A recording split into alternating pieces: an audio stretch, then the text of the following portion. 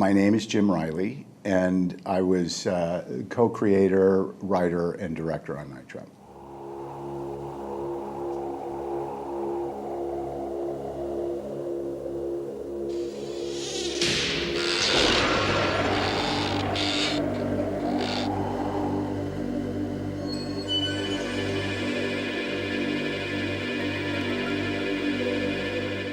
This is mid-'80s. Nintendo is doing very well with their video games, right? Mario Brothers type stuff. Sega is doing pretty well. I was working with Nolan Bushnell on a series of interactive advertising and interactive retailing campaigns.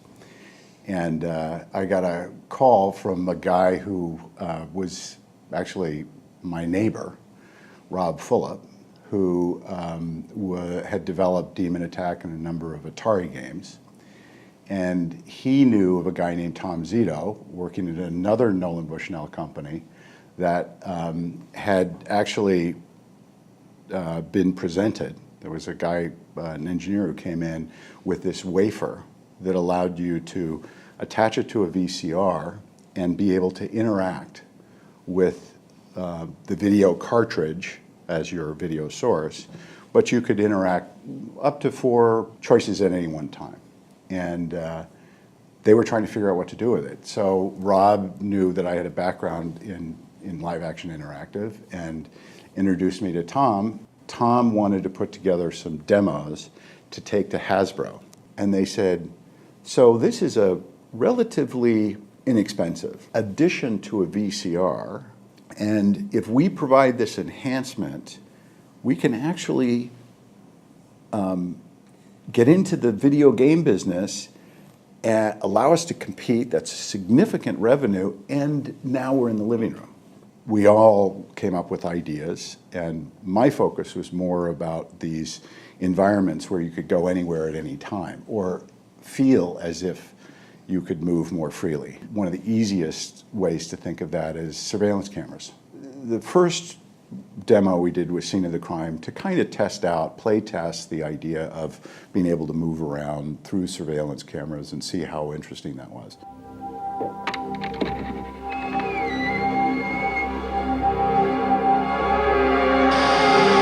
So in Scene of the Crime, the basic idea is that this wealthy man has a safe full of money in his library, and he has this new surveillance system where you, the participant, is the security guy.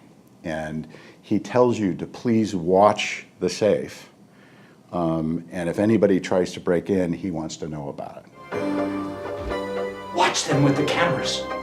If anyone tries anything, I want to know about it. Then you can move around the house, switching cameras, to try to follow what's going on. Of course, everybody has a plot to steal the money. So you're trying to figure out who's involved, how it happens, and then after a 3 to 5 minute quick period, sure enough, somebody stole the money, the lights were out, it was hard to tell exactly who it was. You couldn't just sit in the room to figure it out. And then he says, okay, who did it? And then you guess. So really simple concept, but 4 of us flew back to Hasbro, pitched it to Stephen Hasenfeld and a boardroom of 22 executives. That day we got funding, significant funding, to start what became Digital Pictures. Then they said, okay, we want to do a title that uses this. And at that point, I was working on a number of other things, but I felt like surveillance cameras is great, but to have more effect on what happens, rather than just an observer looking at what's going on, if we could create some device that allowed participants to feel more engaged and be able to subtly change the story. Again, not branching or changing the ending, but in fact, be able to do something and watch how the story changes. And have to play it multiple times to really understand the subtleties of that. And that was the traps, which could be done even within this very limited environment. What happened, though, was, everybody started to realize, wow, this is tricky stuff. Part of it is that there was never a real formula. Hasbro decided that it didn't want to move forward. They began, I think, to understand that this is a significant investment. This is like starting a studio. We all went away, 1989, and then in 1992, Tom negotiated a deal with Sega, who had come up with the Sega CD, which was just powerful enough to stream. Back then, it's Donkey Kong, it's Mario Brothers, really simple pixelated graphics. And so all of a sudden, there was this option to play or experience a live-action interactive world that was all photoreal with real people, et cetera. So that I think was the initial excitement. And so when the Sega CD came out, everybody was just hats and horns, and this is fantastic, and look, we can interact with this. And we had a number of really interesting people that were experimenting, is really the best way to say it, with this sort of new platform. Not quite sure what it was. And everything from writers who were having constructive arguments about interactive narrative, which is very tricky, right? A lot of people will say, we don't want people to look the wrong way or we want to control their experience and to give this to novice or non-filmmakers, it goes against everything that they've been trained to do. The other side of that is the game, is a video game. And a video game, a really good video game, is you have full control. You're actually, the world is very believable, full of fascinating characters, and you're motivated to do a number of things to achieve whatever the goal is. But it's a high level of interactivity, right? And that's more important than the believability of your environment, right? So those are the two extremes. Even back then, those were the two extremes. But there was this funny gray area, and nobody quite knew what to make of it. We called it FMV or live action interactive or whatever those things were. We'd bring in a writer, a director, a game designer, a software programmer. There were all these different people sitting around a table speaking completely different languages, having very different sensibilities, trying to find some common ground.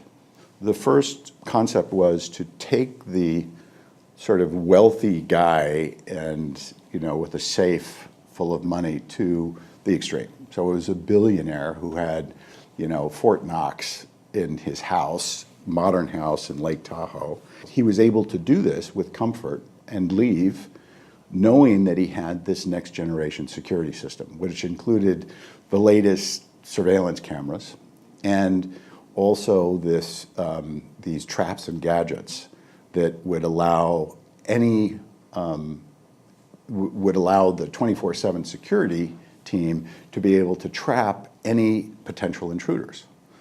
And so happens one weekend, his daughter shows up for a slumber party with all of her teenage friends, and the house is attacked by ninja burglars.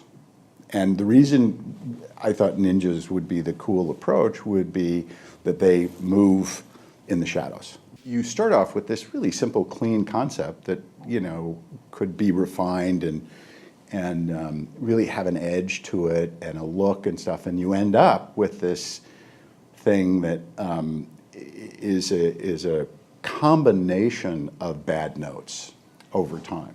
And somehow it went from ninjas focused on getting the money, and the girls being able to, they were sort of not the key, but they were very much caught in the mix, to vampires. There was this thing called reproducible violence. It's the first time I had heard that term, but it turns out to be a very real thing. And Hasbro in particular was very concerned about that. So we went into kind of the supernatural realm with the vampire. And they said, no, we don't want to see, vampires biting the girls. So these were toothless vampires, and they could not move too quickly. So they actually had to be kind of sick. So they had to be toothless, sick vampires. I mean, it just kept getting worse. And the aug term came because they really needed blood, and the only way they could get it was to auger in with a device like the trocar. That cleared as a non-reproducible violence. I thought that in our effort to homogenize this thing and make it more friendly and less scary, it actually was pretty creepy in terms of these, strange characters walking around with the trocar. In this case, the script writing was so bizarre because you had to do two things. You had to create a world, then you had to navigate within that world. You had technical limits of what you could actually do, but you were cheating that to make it look like you could do anything. So that was a whole thing. And then for the moments, you could write a scene, but the scene had to motivate somebody to go somewhere else. But the script was not 120 pages. The script was like this, right, with a timeline there. And people were going, how do I read this? I mean, it's kind of like, I'm here and what. Because everything was, by the way, time, right? Because you only had that much time for the scene. So blocking was very different. Rather than sitting down with the actors and saying, what's the intent here, and should you walk over here, and where should you? It was like, okay, we got. You have 24 seconds. So how do we block this where you're going to end up going out that door, but it's got to look natural, right? Yeah. And you got to be out that door in 18 seconds, because in 18 seconds you're going to appear in the hallway. I walked around with a timeline. I think it became sort of a joke, which is, where are we now? And I'd have to take the timeline out, and it had 8 tracks, right? 4 at any one time with stills. And I would be able to figure out. So it was tricky. That we shot days and nights, sets and locations. I was surprised at how quickly everybody got into it. Right? It wasn't difficult for them to go, oh, I get it. Okay, so I'm going to be here, but I could be over there, and then depending on what happens with the aug here, I might. And they got into it, and in some cases they adjusted their performance accordingly, which was a wonderful surprise. We didn't have a lot of money to cast name talent and that sort of thing. Dana Plato was someone who we were lucky to get. Well, there's something about Kelly. Woman's intuition again, huh? Oh, Victor, you monster. Come on, let's go. We don't want to upset the augers. All the augs were stunt guys with trash bags taped to them. But when the trap went, they had to be in a position where they were balanced, right? Because when they drop through the floor, they've got to be able to do it. How do you move? You do this. So that became the aug walk. We had to figure out in the shooting how to be most economical. So we generally shot out each environment. The bedroom was one of the first sets we shot, and the lobby or the foyer was one of the last. But most of the continuity, there were so many other issues that continuity like that was the least of anybody's concern. This guy is really wigged out. Trying to create an environment where the cast, and to some degree the DP and the lighting guys, really could participate as if they were making a movie. There were other technical restrictions. They were very nervous about things that were too dark. I mean, the way it was originally envisioned was that it was really cool and edgy. And it turned out to be super bright because they were concerned that if it got too dark, that it would pixelate too much. Because the technology was so new and we were right at the edge. What was interesting is we shot Night Trap on 35 millimeter. In fact, Don Burgess was the DP and went on to do Forrest Gump, and not that Night Trap launched his career. I mean, Don Burgess, this brilliant DP, is having to essentially light the room like everything's got neon lights. And we were all unhappy about that. But at the same time, it's the first time it's being done, right? And there were a lot of people involved, and everybody was making their best guess. The shoot was tricky.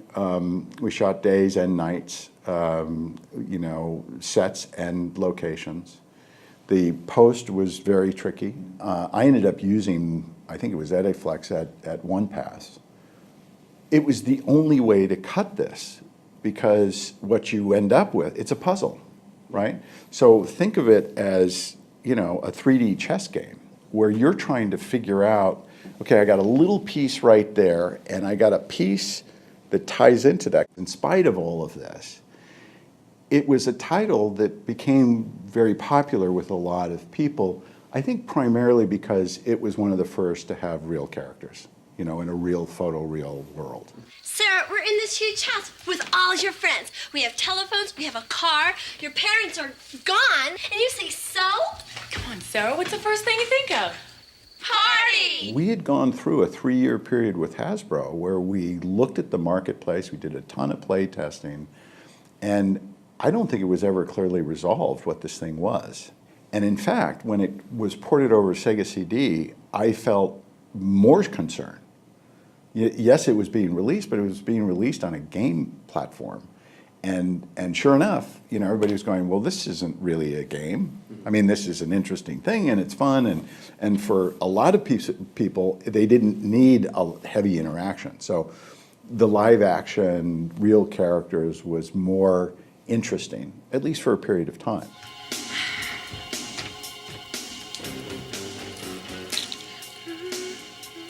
Night Trap goes out, and still a new market. Nobody quite knows what's going on, and I don't think the sales were that great.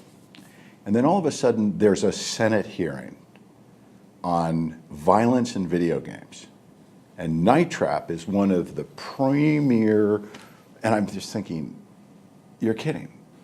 I mean, because by that time, we had homogenized it down to the simplest things. The only thing that was probably the most violent was the trocar in the bathroom scene. Megan, this isn't gonna work. You're not scaring me. Wait. What are you doing now? If you saw the Senate hearing, what it looked like is somebody had just edited out the most violent things from different games, including Night Trap, and put it together and showed it to these guys who, of course, most likely never played video games, so they didn't really understand the market. But what they thought is, my 8-year-old kid is being trained to kill people. If you talk to the kid, he'd go, what are you talking about? This is like not a big deal. So I think what happened is there were selects that were made, including the trocar scene in the bathroom of Night Trap. They said, not only is this violence, not only are you promoting violence to our kids and somehow subconsciously turning them into, violent criminals, but because it's real, it's actually more scary. Up till that time, it was pixelated graphics. And when it became real, I think everybody thought, oh my God, now this is really bad. I don't think there was a lot of understanding of what was going on in the business. I don't think that Night Trap, in comparison to some of the other games that were out at that time, was that violent. It did have its moments, and when you, just like anything, once you take those things and you put them together, you can make anything look like the worst horror film you've ever seen. But thank God, because two things happened. One is sales of Night Trap just went through the roof, and then they came up with the rating system. The irony is that Night Trap is still on the list of most violent games. And you look at what's out there, I mean, there's no comparison. The shower scene, it's not even a shower scene, but the bathroom scene with the trocar, it looks pretty gruesome when you do the close-up and you see the drill going into the neck, and I get that. At least back then it was, considered to be pretty gruesome. But, for some people, you have to look at the Augs as kind of sad.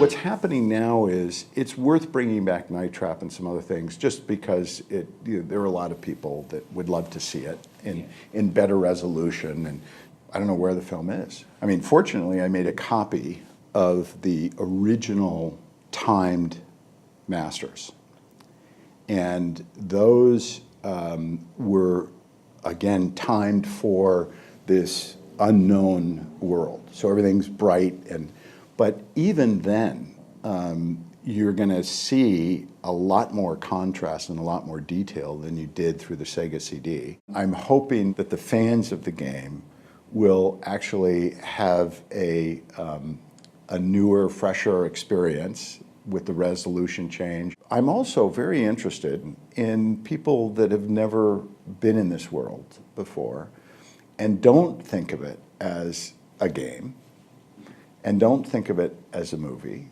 but think of it as live action interactives. Today, you say interactive and it's like, yeah, so what? You know, what specifically do you mean? Your computer's interactive, right? So back then, it was people didn't understand when you said interactive. They really didn't know what that meant.